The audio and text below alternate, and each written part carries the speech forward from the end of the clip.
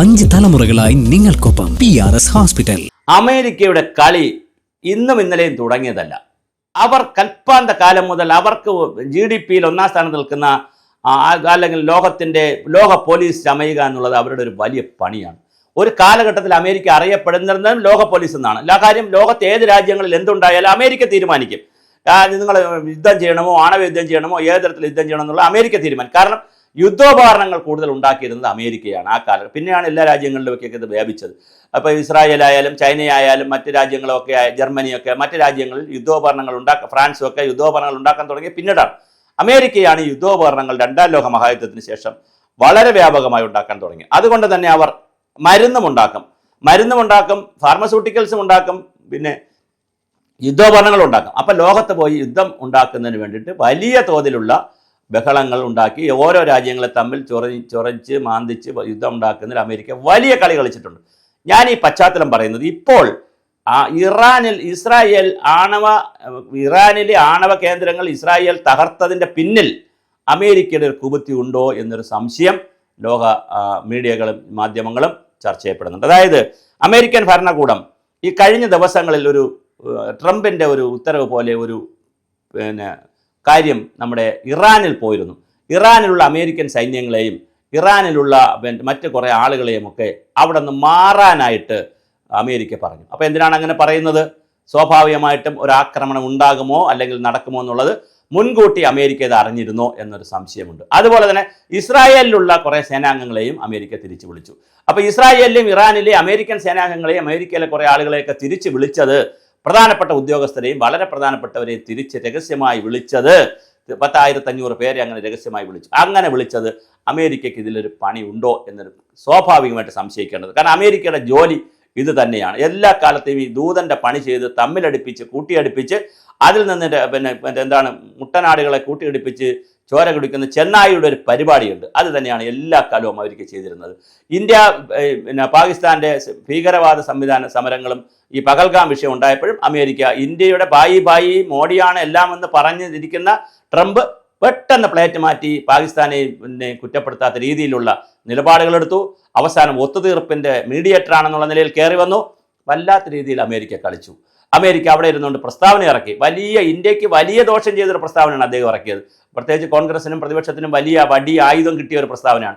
ഞാനാണ് നരേന്ദ്ര വിളിച്ചു പറഞ്ഞിട്ടാണ് ഇവിടെ ഇന്ത്യയിൽ ഇത് നിർത്തി ഇന്ത്യ പിൻവാങ്ങിയത്. അതിനകത്ത് നമ്മുടെ കൃത്യമായൊരു ട്രോളും രാഹുൽ ഗാന്ധിയുടേതായിട്ട് വന്നിട്ടുണ്ട്. മിസ്റ്റർ നരേന്ദ്ര സറണ്ടർ എന്ന് പറയുന്നൊരു ട്രോളും വന്നിട്ടുണ്ട്. അതിനെതിരെയൊക്കെ രാഹുൽ ഗാന്ധിക്കെതിരെയും വലിയ വിവാദവും ബഹളവും ഒക്കെ കേരളത്തിൽ. ഇതെല്ലാത്തിനും കാരണഭൂതനായത് നമ്മുടെ ട്രംപാണ്. അപ്പോൾ ട്രംപും അമേരിക്കൻ ഭരണകൂടവും അവർക്ക് ആയുധങ്ങൾ വിൽക്കണം, അവരുടെ ഒന്നാമത്തെ അജണ്ട. രണ്ടാമത്തെ അജണ്ട, ആണവ ശക്തികളെ ആരും ആണവായുധം ഉണ്ടാക്കരുത്. ആണവായുധം ഉണ്ടാക്കി കഴിഞ്ഞാൽ ഇവൻ്റെ ആയുധം വാങ്ങിക്കില്ല.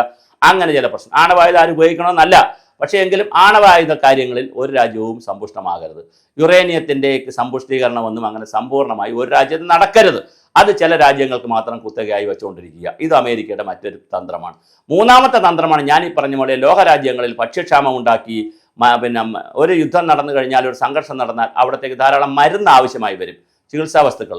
ഇതെല്ലാം കൊടുത്ത് കാശുണ്ടാക്കുക എന്ന് പറയുന്ന, ഫാർമസ്യൂട്ടിക്കലിൽ കാശുണ്ടാക്കുക എന്ന് പറയുന്ന ഒരു വലിയ തന്ത്രവും അമേരിക്ക തുടങ്ങിയിട്ട്. അപ്പോൾ അമേരിക്ക ഈ ഇറാനിൽ നിന്ന് ഭടന്മാരെ സേനാനായകരെ പിൻവലിച്ചതും ഇസ്രായേലിൽ നിന്ന് പിൻവലിച്ചതുമൊക്കെ കൂട്ടി വായിക്കുമ്പോൾ തീർച്ചയായിട്ടും അമേരിക്കയ്ക്ക് ഒരു വലിയ കൈ ഇതിനകത്തുണ്ട്. ഇറാഖ് യുദ്ധത്തിൻ്റെ സമയത്തും അമേരിക്ക ഇതുപോലെ തന്നെ ഒരു കളി കളിച്ചിരുന്നു. ഇറാഖിൻ്റെ ആളുകളെയൊക്കെ അവിടെ ഉണ്ടായിരുന്ന അമേരിക്കക്കാരെയും തിരിച്ചു വിളിക്കുന്ന രീതിയിലേക്ക് അമേരിക്ക പോയിട്ട്. അപ്പോൾ അമേരിക്ക ഇതൊരു വലിയ തന്ത്രമായിട്ടാണ് സ്വീകരിച്ചിരിക്കുന്നത്. എന്ത് തന്നെയായിരുന്നാലും ലോകത്ത് സമാധാനം ഉണ്ടാക്കണമെന്ന് ഒരു വശത്ത് പറയുകയും ഐക്യരാഷ്ട്രസഭയുടെ UN രക്ഷാസമിതി അടക്കം പിടിച്ചെടുക്കുകയും എല്ലാം ചെയ്തു വച്ചതിന് ശേഷം വീണ്ടും വന്നിരുന്ന് ലോകത്തോട് സമാധാനത്തിൻ്റെ കഥകൾ പറയും. പക്ഷേ നമ്മെപ്പോലുള്ള രാജ്യങ്ങൾക്ക് ഇത് മനസ്സിലാകുന്നുണ്ടോ എന്നുള്ളതും വളരെ വലിയ ചോദ്യമാണ്.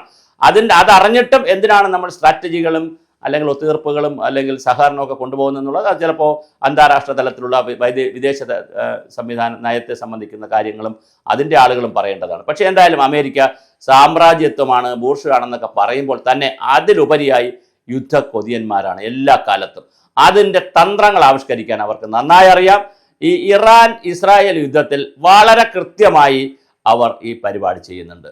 അവർ ഇസ്രായേലിനോട് പറയും, നിങ്ങൾ ആണവ കേന്ദ്രങ്ങളിൽ ഇത് ഉപദ്രവിക്കരുതെന്ന്. എന്നിട്ട് ആണവ കേന്ദ്രങ്ങളിൽ ഉപദ്രവിക്കുമെന്ന് മനസ്സിലാക്കി ആളുകളെ പിൻവലിക്കുകയും ചെയ്യുന്നു. ഇതെല്ലാം കൂട്ടി വായിക്കുമ്പോൾ തീർച്ചയായിട്ടും അമേരിക്കയുടെ ഈ ചെയ്തികൾ ലോകത്ത് വലിയ പ്രതിസന്ധികളാണ് ഉണ്ടാക്കുന്നത്.